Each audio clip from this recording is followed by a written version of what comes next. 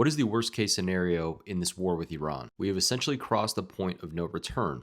Now that the Strait of Hormuz has been blocked and oil's production has been basically halted for most of the world, we are going to be forced into a war of attrition. Essentially, who can last the longest? There's also another player that no one has really talked about that could enter this game. That player is China.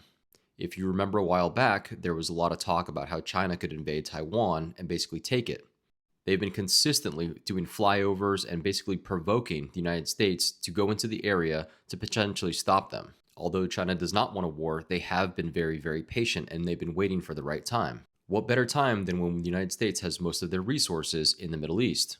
If we send ground troops into Iran, it'll basically be Vietnam Part 2. We do not have the resources to last as long as they do. If you factor China into the equation, we will be fighting two wars at once, and we simply cannot do that. The worst case scenario is that oil goes to $200 or $300 per barrel, and all supplies, including ammunition and everything else that we currently outsource, continues to drive up in price. This will make things extremely hard for most people here in the United States and also around the world.